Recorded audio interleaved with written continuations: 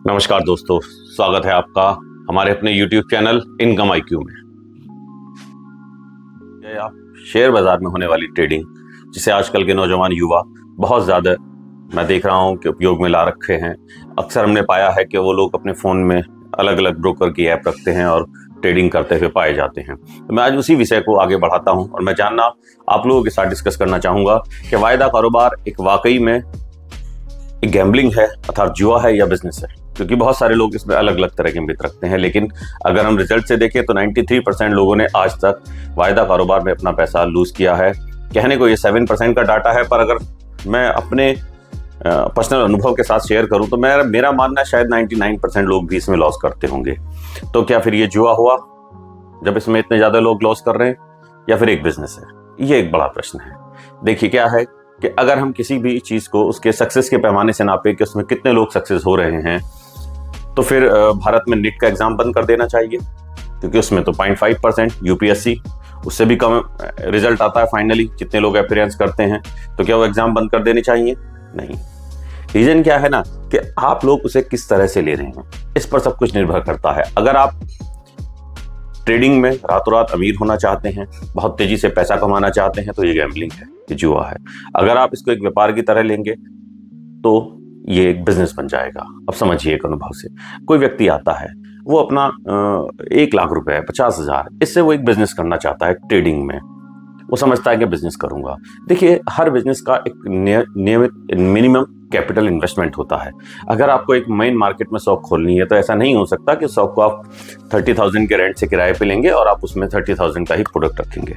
आपको उसमें माल भी 30 लाख का ही रखना पड़ेगा एवरेज। यही चीज ट्रेडिंग में लागू होती है। जब आप ट्रेडिंग में आ रहे हैं और आप एक बिजनेस स्टार्ट कर रहे हैं, आप ऑलरेडी कहीं ना कहीं कुछ और काम कर रहे होते हैं 90% केसेस में। जब आप एक दूसरा काम कर रहे हैं, उस परिस्थिति में आप ट्रेडिंग को एक पार्ट टाइम करना चाहते हैं। सबसे पहली गलती, first mistake, trading part time business नहीं है। ये मिथ अपने दिमाग से निकाल दीजिए। मैं बहुत सारे लोगों को देखता हूं कि हम पार्ट टाइम करते हैं और थोड़ा सा पैसे कमाते हैं और निकल जाते हैं। ये बातें मुझे बहुत बचकाना और बहुत ही गैर जिम्मेदाराना लगती हैं। इन्हीं बातों के थ्रू बहुत सारे नए लोगों को अक्सर प्रेरित कर लिया जाता है ट्रेडिंग में आने के लिए, जो कि बहुत ज्यादा गलत है। ट्रेडिंग एक ऐसा बिजनेस है, जैसे आप MBBS की पढ़ाई 5 साल तक करने के बाद भी डॉक्टर को ये बोलते हैं कि साहब प्रैक्टिस कर रहे हो, कहाँ कर रहे हो? डॉक्टर भी यही बोलता ना कि मैं अपनी प्रैक्टिस यहाँ कर रहा हूँ, मैं अपनी प्रैक्टिस कर रहा हूँ, इतने साल मुझे प्रैक्टिस करते हुए हो गए। शेयर बाजार जस्ट लाइक सेम थिंग है।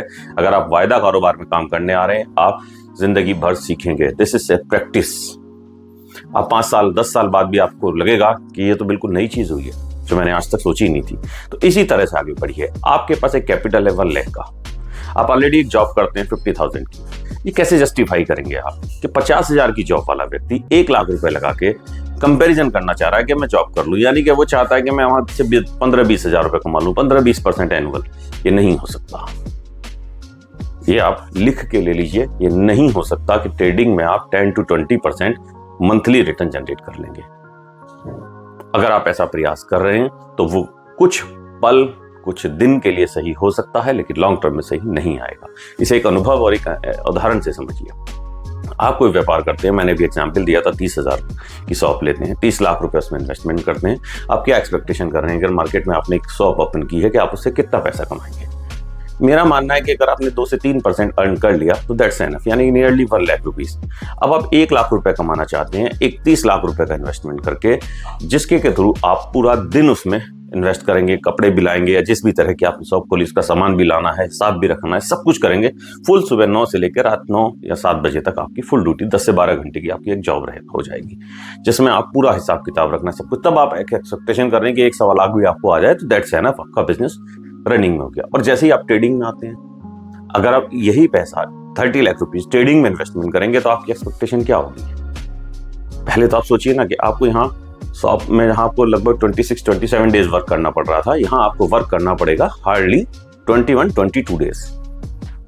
आपकी छुट्टी बढ़ गई। अब आपकी एक्सपेक्टेशन क्या है 30 लाख से? क्या आप चाहते हैं 1.25 लाख कमाना? नहीं। यही प्रॉब्लम हो जाती है। मैक्स टू मैक्स इन्वेस्टर यहाँ पर चाहते हैं कि उन्हें एक अर्निंग आए, बहुत हैंडसम अर्निंग, जस्ट लाइक उन्होंने 30 लाख रुपीज ट्रेडिंग में लगाया है, घर पे बैठे हैं, 2 स्क्रीन सामने लग गई हैं और अब मेरे पास कितना पैसा आ जाए, मेरा पैसा शायद डबल हो जाए, शायद मैं 10 लाख कमा लूं। बस यही गलती है। आप 1.25 लाख के लिए प्रयास कीजिए, एक फिक्स स्ट्रेटजी बनाइए अपनी, उसी के तहत काम कीजिए। आपको ट्रेडिंग एक बिजनेस की तरह पैसा दे सकती है, लेकिन अगर आपने इसमें 3 लाख, 4 लाख, 5 लाख, 10 लाख महीने का कमाना चाहा, यानी कि 10%, 20%, तो ये गैम्बलिंग बन जाएगी आपके लिए। This will destroy you fully. एक अभी थोड़े दिन पहले ऐड आया था कि पापा मैं ट्रेडिंग का बिजनेस करूंगा, कि अच्छा बहुत पैसा कमाएगा, विदेश भी घूमने जाएगा। उसके बाप ने उसको चपत मारा कि नौकरी भी छोड़ देगा, कि हाँ सर बहुत पैसा कमाऊंगा, कि तो कुछ नहीं करेगा, घर भी बिकवा देगा। ट्रेडिंग को आसान मत लीजिए। अपने नए बच्चे, अपने नए लोगों को समझाइए ट्रेडिंग एक बहुत ही प्योर बिजनेस है, फुल टाइम बिजनेस है। This is not a part time job. तो फुल टाइम बिजनेस की तरह से लीजिए, जिम्मेदारी के साथ आइए। 2-4 यूट्यूब वीडियो या किसी एक आलतू फालतू दोस्त जो कि ये बोलता है अक्सर ना कि मैं सुबह करता हूँ, जैसे 1000-2000 निकले मैं इसे छोड़ देता हूँ, फिर पूरे दिन स्क्रीन नहीं देखनी। भाई अगर तेरे को स्किल है कि तू सुबह 10 से 11 बजे तक आप पैसे जनरेट कर सकते हो, तो आप 11 के बाद क्यों नहीं कर सकते? मार्केट ने तो मना नहीं किया, आपकी स्किल होनी चाहिए।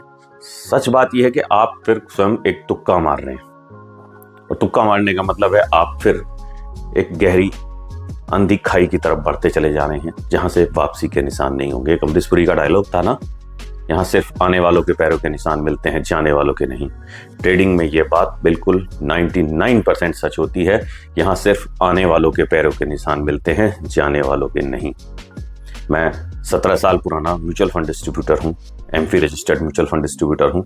मैंने अपने अनुभव में देखा है, लोगों को म्यूचुअल फंड में आते हैं, थोड़े से 4 पैसे कमाते हैं, शेयर्स की तरफ चले जाते हैं। उसके बाद उनका कोई दोस्त अगर उन्हें बहुत अच्छे से मिल गया, जिसने उन्हें समझा दिया कि इसमें से तो 10-20 हज़ार रुपये लगा के 1500 रुपये कमाए जा सकते हैं, वो ट्रेडिंग की तरफ चले जाते हैं। वो म्यूचुअल फंड का पोर्टफोलियो भी फिनिश, सब कुछ फिनिश, और एक अंधी खाई खत्म। और वो दोस्त कहाँ गायब हो जाता है पता ही नहीं चलता, क्योंकि वो स्वयं ये बोलता है कुछ दिनों बाद टाइम नहीं मिल पा रहा था इसलिए छोड़ दिया। अरे भाई अगर आपको पैसे आ रहे थे, किसी भी काम में आपको पैसे आ रहे हैं, तो आपको टाइम क्यों नहीं मिलेगा उस काम के लिए? बताइए, सबको मिलता है।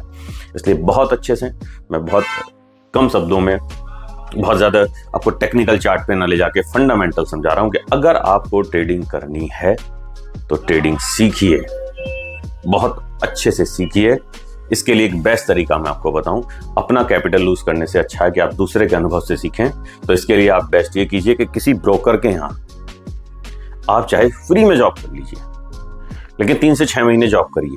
तो इस 3 से 6 महीने में क्या होगा, 1-2 अकाउंट जरूर खाली होंगे, और जो वो अकाउंट खाली होंगे ना, उनके अनुभव से आपको बहुत कुछ सीखने से मिलेगा कि क्यों खाली हुए, कैसे वो बच सकते थे, क्या बचाया जा सकता था। कि अगर आपको करनी है ना, मेरी तो सलाह ये है, 100% मैं एग्री हूं इस बात से, कि आप में से कोई भी रिटेल इन्वेस्टर्स ट्रेडिंग में ना आए। क्योंकि ट्रेडिंग ऐसा नहीं है कि गवर्नमेंट इसे बंद कर दे, ये कोई जुआ है, नहीं। ये हैजिंग या दूसरे कॉन्सेप्ट में HNI, हाई नेटवर्थ जो हमारे इन्वेस्टर्स होते हैं, उन लोगों के लिए ये कॉन्सेप्ट है।